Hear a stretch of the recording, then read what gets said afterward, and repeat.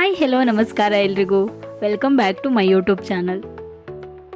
ಚಾರಣ ಅಂತಂದರೆ ನಮ್ಮ ಮತ್ತು ನಿಸರ್ಗದ ನಡುವಿನ ಒಂದು ನೈಸರ್ಗಿಕ ಸಂಬಂಧ ಮತ್ತು ಸಂವಾದವಾಗಿರುತ್ತೆ. ಪರ್ವತ, ದಟ್ಟಡವಿ, ಕಣಿವೆ, ಪ್ರಪಾತ, ಜಲಪಾತ, ವನ್ಯಜೀವಿಗಳೊಂದಿಗಿನ ಮೌನ ಸಂವಾದವು ನಮಗೆ ದೊಡ್ಡದೊಂದು ಪಾಠವನ್ನೇ ಕಲಿಸ್ಬೋದು. ಆದರೆ ಕಲಿಯುವಂತಹ ವಿದ್ಯಾರ್ಥಿಗಳು ನಾವಾಗಿರಬೇಕು ಅಷ್ಟೇ. ಒಂದಷ್ಟು ಸಮಾನ ಮನಸ್ಸಿನ ವನಮೋಹಿತರು ಗಿರಿ ಏರಿ ಗುರಿ ಇಟ್ಟು ಅಡವಿ ಸುತ್ತಿ ಬೆಟ್ಟ ಹತ್ತಿ ಬರುವ ಚಾರಣಿಗರು ಇತ್ತೀಚೆಗೆ ಹೆಚ್ಚಾಗ್ತಾ ಇದ್ದಾರೆ. ಮನದ ಉಲ್ಲಾಸಕ್ಕೋಸ್ಕರ ವನದ ಸಹವಾಸವನ್ನ ಮಾಡ್ತಾ ಚಾರಣವನ್ನ ಹವ್ಯಾಸವನ್ನಾಗಿ ಸ್ವೀಕರಿಸಿಕೊಂಡವರು ಬಹಳಷ್ಟಿರ್ಬೋದು. ಹಾಗಂತ ಗಿರಿ ಏರುವವರೆಲ್ಲರೂ ಪರಿಸರ ಪ್ರೇಮಿ ಇರುವ ಚಾರಣಿಗರಾಗಿರೋದಿಲ್ಲ. ಮೋಜು ಗೋಜಿನಲ್ಲಿ ಬರುವ ಒಂದಿಷ್ಟು ಜನ ಪ್ಲಾಸ್ಟಿಕ್ ಬಾಟಲ್ಸ್, ಊಟ ಮಾಡಿದ ಗ್ಲಾಸ್, ಪ್ಲೇಟ್ಸ್ ಅಲ್ಲೇ ಚೆಲ್ಲಿ ಅಡವಿ ಮಾಲಿನ್ಯ ಮಾಡುವ ಇನ್ನೊಂದಿಷ್ಟು ಜನ ಇಲ್ಲವೆಂದಿಲ್ಲ.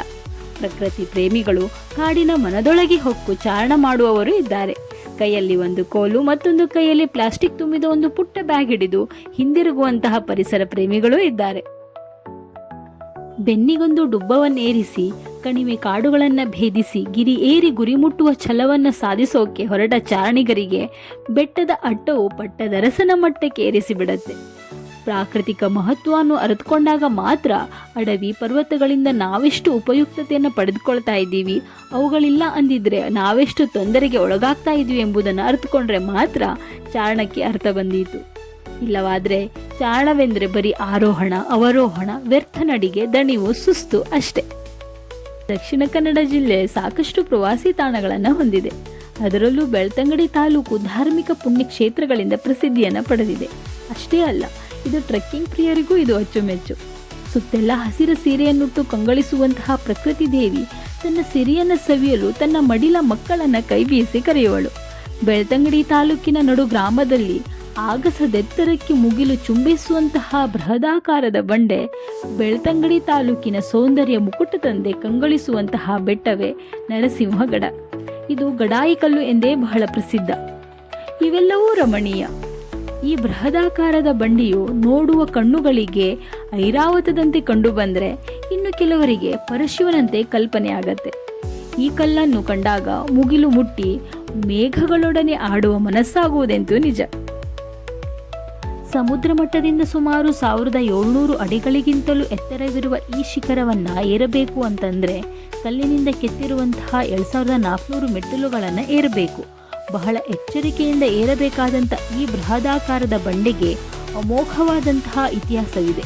ಬೆಳ್ತಂಗಡಿ ನಗರದಿಂದ ಸುಮಾರು 5 ಕಿಲೋಮೀಟರ್ ದೂರದಲ್ಲಿರುವ ಗಡಾಯಿಕಲ್ಲನ್ನು ಈ ಸೀಮೆಯಲ್ಲಿ ಆಳಿದ ಬಲ್ಲಾಳ ರಾಜರಲ್ಲಿ ಒಬ್ಬನಾದಂತಹ ನರಸಿಂಹವರ್ಮನು ಕಲ್ಲಿನಲ್ಲಿ ಒಂದು ಕೋಟೆಯನ್ನು ಕಟ್ಟಿಸಿ ಪ್ರವಾಸಿ ಧಾಮವನ್ನಾಗಿ ಮಾಡಲು ಇಚ್ಛಿಸಿದ.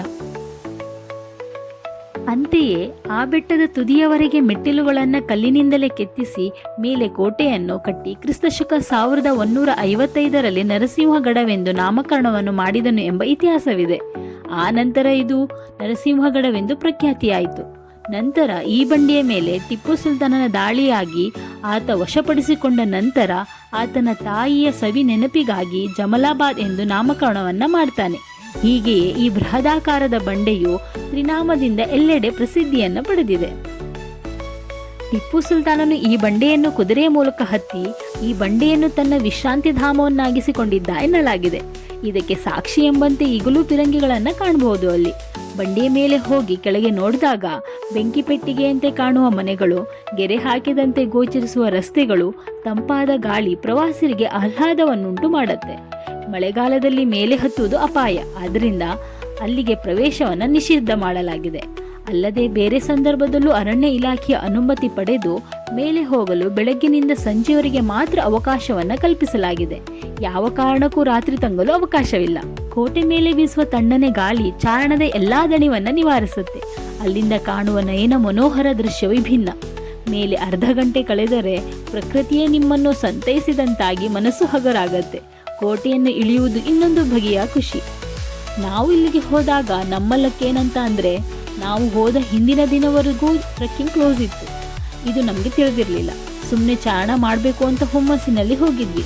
ಅಲ್ಲಿ ಹೋದಾಗ ಅರಣ್ಯ ಅಧಿಕಾರಿಗಳು ಒಳ್ಳೆ ಟೈಮ್ಗೆ ಬಂದಿದ್ದೀರಾ, ಇವತ್ತಿನಿಂದ ಟ್ರೆಕ್ಕಿಂಗ್ ಮಾಡೋಕ್ಕೆ ಅಲೋ ಇದೆ, ಪರ್ಮಿಷನ್ ಇದೆ ಅಂತ ಹೇಳಿದರು. ಆನ್ಲೈನಲ್ಲಿ ಟಿಕೆಟ್ ಬುಕ್ ಮಾಡಿ ತಗೊಳ್ಬೇಕಿತ್ತು. ಟೆಕ್ನಿಕಲ್ ಪ್ರಾಬ್ಲಮ್ ಆಗಿ ತುಂಬ ಹೊತ್ತು ವೇಟ್ ಮಾಡಬೇಕಾಯಿತು. ಆಮೇಲೆ ಟಿಕೆಟ್ ತಗೊಂಡು ನಮ್ಮ ಹತ್ರ ಇದ್ದ ಬ್ಯಾಗ್ ಚೆಕ್ ಮಾಡಿ ಪ್ಲಾಸ್ಟಿಕ್ ಐಟಮ್ಸ್ ಇದೇನಾ ಅಂತ ಕೌಂಟ್ ಮಾಡಿ ನೋಟ್ ಮಾಡಿಕೊಂಡ್ರು. ಅಂತೂ ಹೊರಟ್ವಿ. ಮೊದಲಾಗಿ ಹೊರಟಿರೋದು ನಾವೇ ಬಿಟ್ಟರೆ ಬೇರೆ ಯಾರೂ ಇರಲಿಲ್ಲ.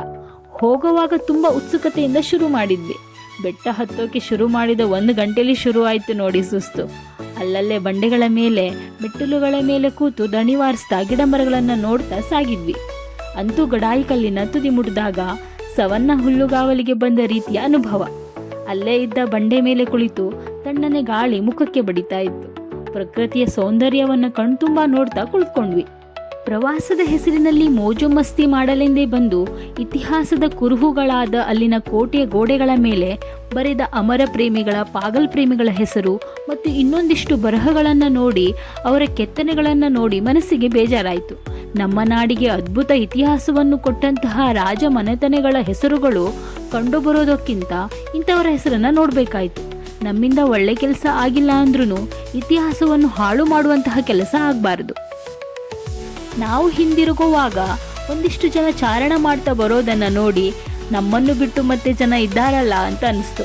ಹಾಗೆ ಕೆಳಕ್ಕೆ ಇಳಿಯಲು ಪ್ರಾರಂಭಿಸಿದ್ವಿ.